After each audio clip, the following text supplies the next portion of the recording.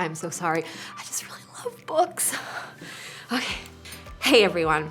We are in the middle of a series called Big Picture, and in it, we've been talking about the life of this pretty important guy in the Bible named Joseph. Now, we'll get to more on him later, but what you need to know is this. His story was crazy. It was cray, y'all. Like, grab yourself some movie theater popcorn, butter, a little bit of salt. Okay, here we go. He found himself in the middle of some really unbelievable, difficult, and even scary circumstances. And while we all get the privilege of knowing how amazing his story ended up, at the time, he certainly didn't see the bigger picture. All he could see was what was happening right in front of him then and there. I have to wonder if being in the middle of all those crazy and painful circumstances ever made Joseph ask a question that I think a lot of us ask when we find ourselves in similar situations. What is the point? I mean, honestly, haven't we all been there? You go through a situation in your life that you do not understand, or you find yourself in a circumstance that you don't want to be in, and you're so disappointed with the way your life looks, and you think to yourself, what is the point of all this? Why do I have to go through any of it? Why does it have to be this way? Now, when I was in middle school, my parents split up, and it was really, really hard for me and my siblings to deal with because it was not a smooth separation. And their messy separation led to a messy divorce, and then their messy divorce led to lots of messy, difficult years in my family where it was hard to imagine things ever being good again. And there were lots of nights that I spent crying over all of this just craziness, and I would ask God over and over and over, what is the point of all this? Why do some families get to work out and be happy while other families don't? And when we were in the middle of all that nonsense, it was impossible to imagine that things could ever be good again because we just couldn't see the bigger picture. We couldn't understand that God had a bigger story in mind for us. Now, maybe you haven't had an experience exactly like mine, but a lot of you probably have felt this way. And maybe for you, it was at school. You thought, why do I need to learn about the French Revolution or the periodic table or long division? When am I ever going to need to use this stuff in real life? What is the point? Or maybe you felt this way at home. Your parents make you do the chores and play with your siblings or wake up early on a Saturday morning, and you absolutely do not understand why. I mean, every time you're picking your clothes up off the floor or taking your baby sister outside or being forced to get up early on the weekend, you're thinking to yourself, what's the point? Maybe you've asked yourself that question when you found yourself dealing with disappointment, when you didn't make the team, or you got ghosted by a friend, or you got gossiped about at school. You just couldn't understand why you had to deal with all the pain and disappointment of it. You couldn't see the bigger picture or the point of the situation. Or maybe it was something really and truly painful. Maybe you watched a loved one struggle through an illness. Maybe they even passed away. Or maybe you've dealt with things like anxiety or depression, and no matter what you do, you just can't seem to shake it.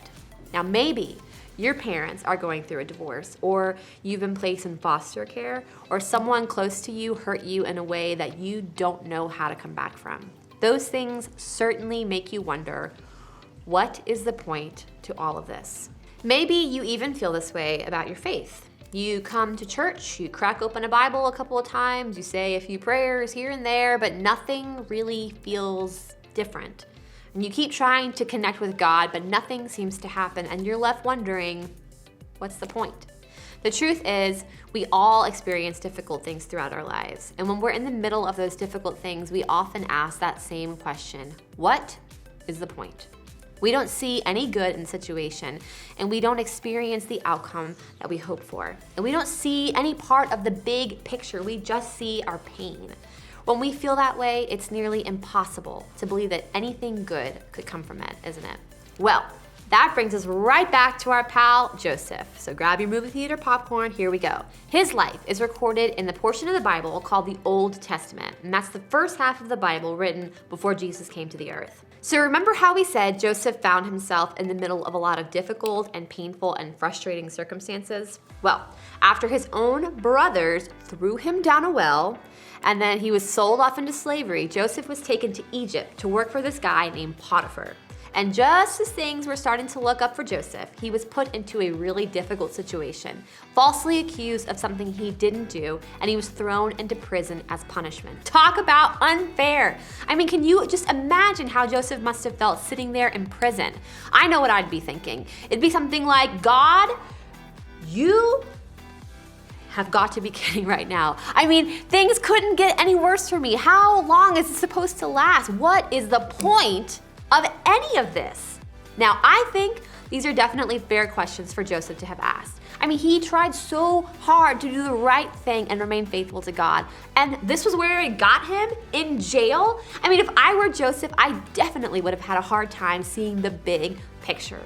Now, thankfully, God always has the bigger picture in mind. Now, what Joseph couldn't see as he sat in that prison was that God was working behind the scenes. He was working for Joseph's good, even during his pain. Joseph just couldn't see it yet. Okay, so you see, while Joseph actually was in jail, he wasn't the only one that was in there. I'm looking for, did somebody have my bread? Oh, here. Okay, so while he was in jail, he met two other people that were in there with him. There was a baker. You can probably guess what a baker does. A baker makes bread. And he also met a cupbearer. But the cupbearer, that's not a role that we really hear about in our current day. So basically, Pharaoh's cupbearer was a really trusted person who served him drinks to make sure that it wasn't poisoned. He would do that, by drinking some of it. It's poisoned! So if it was poisoned, the cupbearer would die instead of the Pharaoh. Oh, man. What Joseph didn't know yet was that these two guys, the cupbearer and the baker, were gonna play a much bigger role in this story. Now let's take a look at what happened. While they were in prison, Pharaoh's cupbearer and baker each had a dream one night, and each dream had its own meaning. When Joseph saw them the next morning, he noticed that they both looked upset. "Why do you look so worried today?" he asked them. And they replied, "We both had dreams last night, but no one can tell us what they mean." At first glance, this doesn't seem all that remarkable of a story, right? So two guys had a couple of weird dreams. That's not all that important, right? Wrong! You see, at the time, dreams were believed to be predictions about what might actually happen in the future. So often, when people had weird dreams, they would seek out someone who could help them figure out the meaning so that they could understand what was coming. And Joseph knew that God could help him interpret their dreams. So he listened really carefully and interpreted them as God showed him what they meant. Joseph told the cupbearer that his dream meant the Pharaoh was going to restore him to his position in 3 days. Yay, cupbearer, you did it, man! And then Joseph predicted that the baker's dream meant that in 3 days the Pharaoh was gonna kill him. Not great news. I would much rather be the cupbearer in the scenario, wouldn't you? Sorry, baker. Either way, after Joseph helped these two guys understand their dreams, he had just one request for the cupbearer. When he got restored to his position with the Pharaoh, he would mention Joseph and help him get out of prison. Let's take a look at what happened next. Pharaoh's birthday came 3 days later, and he prepared a banquet for all his officials and staff. He summoned his chief cupbearer and chief baker to join the other officials. He then restored the chief cupbearer to his former position so he could again hand Pharaoh his cup. But Pharaoh impaled the chief baker, just as Joseph had predicted when he interpreted his dream. Pharaoh's chief cupbearer, however, forgot all about Joseph, never giving him another thought. Okay, I think there are two really important things to note about this passage. First, everything God told Joseph would happen did happen. Really sorry, baker. And second, even after all that, Joseph was forgotten. The cupbearer didn't keep his word, and so Joseph remained in prison. I mean, can you imagine how hopeless Joseph must have felt after that? He probably thought this was his last chance to be released from prison. And we can only assume that once again, he found himself asking, what is the point of all this pain and all this suffering? Nothing is ever going to change. And for a while, that probably seemed true. Because as the Bible tells us, it took a full 2 years for the cupbearer to finally remember Joseph. But Joseph didn't know everything that was happening, all that God was doing in those years. He couldn't yet see the bigger picture. I mean, can you really blame Joseph for probably feeling down about his situation? Can you blame him for not paying attention to the bigger picture that God was creating? I mean, he was in prison for 2 whole years. That's an incredibly long time to be wondering what God was up to. Think about it this way. Do you even remember what dances were trending 2 years ago? I mean, can you imagine being in prison for that long, feeling alone and forgotten? Well, that was the situation that Joseph was in. But 2 years later, the Pharaoh himself has a dream that no one could interpret. And it was then that the cupbearer finally remembered a guy he met in prison who was really good at interpreting dreams. And just like that, things turned around for Joseph. He got his chance. The Pharaoh called on him to interpret his own dreams, and God helped Joseph to do it. So let's take a look at what happened after that. Then Pharaoh said to Joseph, "Since God has revealed the meaning of the dreams to you, clearly no one else is as intelligent or wise as you are. You will be in charge of my court, and all my people will take orders from you. Only I, sitting on my throne, will have a rank higher than yours." Finally, after all of the struggle and suffering, after slavery and imprisonment and abandonment, Joseph finally got the good news that seemed like it would change his life for the better. And it was about time, right? But here's the thing.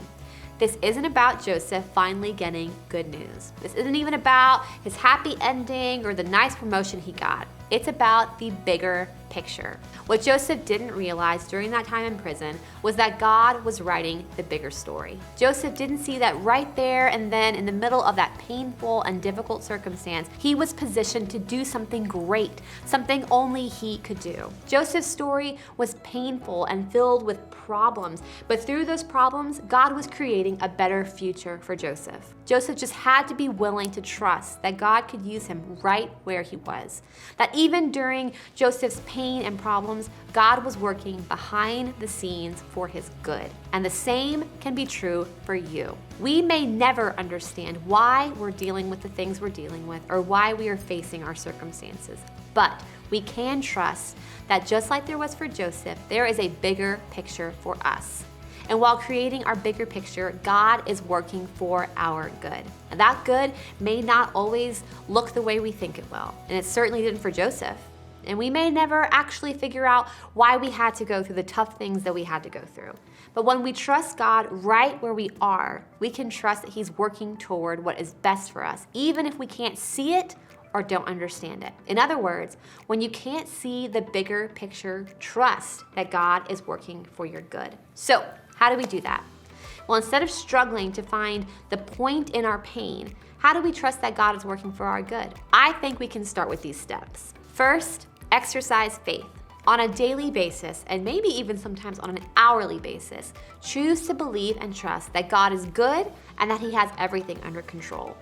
In those moments when you don't feel like you believe or when the pain is just too much, say something like this over and over and over until you start to believe it. God, you are good no matter what, and you have everything in your control. Second, look for the good. Now, while you're in your difficult situation, it's normal to want to just rush past the problem. But sometimes when you pause and take a step back, you can actually learn something about yourself and others. And sometimes you could even grow in the process.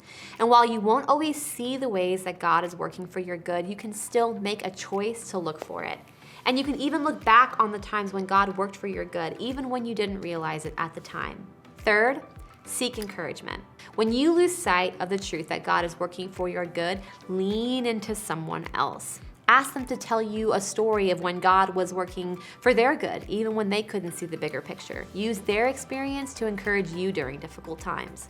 So remember, when you can't see the bigger picture, trust that God is working for your good. As you head out today, think about this.